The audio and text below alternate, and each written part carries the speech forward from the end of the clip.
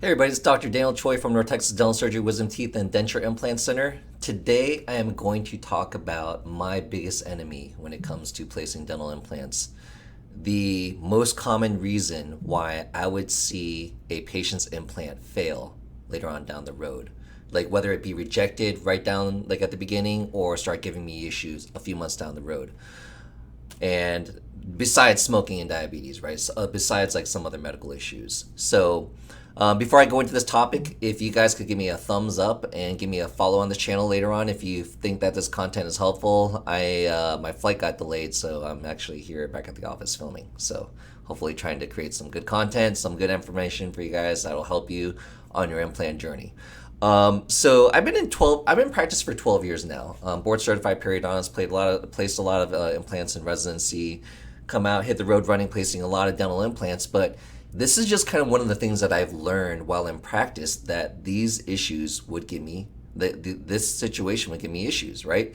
And I made another video that I'll link above in regards to some of the things that we see with that can cause issues with dental implants. And quick summary of that would be like smoking, uncontrolled diabetes. But I want to show you guys these specific examples, and what I am alluding to is failed root canals. Okay, there are so many patients that I see almost like on an hourly basis every day, where I have patients that come in with failed root canals and they don't even know, because when we do a root canal, we're taking out the blood vessel and, more importantly, the nerve of your tooth. Without the nerve, you don't know that there's something going on. And in fact, sometimes these patients can have monster infections that are going on inside their jawbone, and they have no idea that it's even happening. And I tell patients, hey, you have a big infection. They don't believe me, because they're like, well, if I don't feel it, I probably don't have it, right? And then I'll show them the 3D scan, and they'll see the kind of like the darkness, the radiolucency, the which indicates the infection that's happening in the bone. And they're like, oh my God, I can't believe that's happening.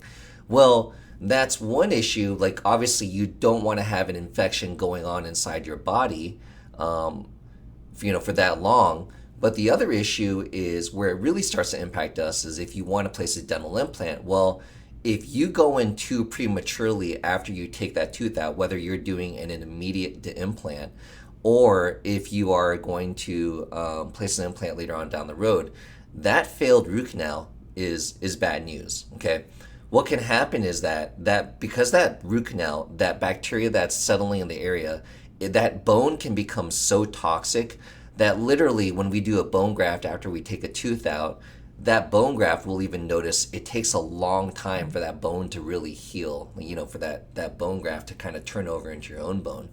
And so, typically we can re-enter a site about 3 to 4 months after you take your tooth out, before we place your dental implant. So if you haven't ever watched any of my other videos, but when it comes to, and I'll link a bone grafting video.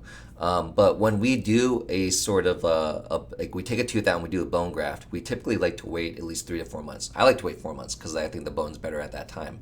But whenever we've had sites that had failed root canals, we notice that when you look at the X-rays, that the bone takes even longer, sometimes 5, 6, 7 months for that to look more like normal bone. And also, when we go ahead and we do a bone graft and we enter that site, we can tell when bone has fully turned over into your own bone, because we can see when you're drilling into your bone the quality of the bone. If it's too premature or the bone graft is not healing as it should be, the bone graft kind of looks granular. It looks like bone particles, large particles of sand that are still in that area. And that's not good if you want to place dental implants, right?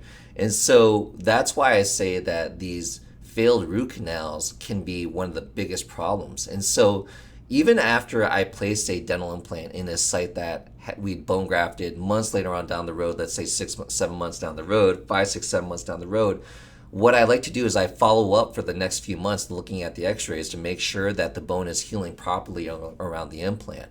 So I just wanted to make this real quick video letting patients know some of the issues that can happen. And so even before I end this video, I want to show you guys some quick little examples of some big infections that can happen after a root canal that patients don't even know that they have. So here's a quick little example of a patient that came in with a root canal. He didn't feel any pain, excuse me, but when you take a closer look at his 3D scan, you can see these radiolucencies developing around the root tips, right? And that's indicative of an infection in his bone. Now, this is his sinus cavity, but if you let this infection linger longer, then what can happen is that this literally infection can just punch through to the sinus. And there are cases, like many cases I've seen over the last 12 years, where I'm taking a tooth out and all this infected bone has now blown a hole open in the sinus. And so when they're drinking water, the bone, I mean, the water can actually come out their nose. Their food can get caught in their sinuses. So it's just a situation that you don't want to be involved with. And also, the crappy thing about it, too, is that patients oftentimes have no idea that they even have a huge infection going on up there, right? And so, what is the summary like? So patients will be like, well, how do I make sure that this doesn't happen? Well, a lot of these X-rays, you can't catch these infections on normal X-rays, the ones that they stick in your mouth or a normal panoramic X-ray. You need a 3D scan, a CBCT, for us to be able to see. And so I feel like the CBCT has been very helpful in really helping patients know and doctors know and diagnose when patients have these large infections. So hopefully you guys found this information helpful. Again, I hate failed root canals. They are a problem if you are going to place future dental implants. Not saying that a dental implant can't be done. There are certain things that we can do as a surgeon when we're taking the tooth out to clean out that area to make sure that that area can't have a future implant. But we as dentists just have to be very aware that if we are placing a dental implant in the proximity of an area that's had a failed root canal, there's certain things that we need to watch for. And there's, we also, during the healing period, we need to really make sure that the patient's going to be okay. And that implant's going to be okay over the long haul. So hopefully you guys found this information helpful. Please give me a thumbs up if you liked it, a follow on our channel. I hope to put out more good content. And please feel free to leave a comment below if you have any questions. All right, thanks.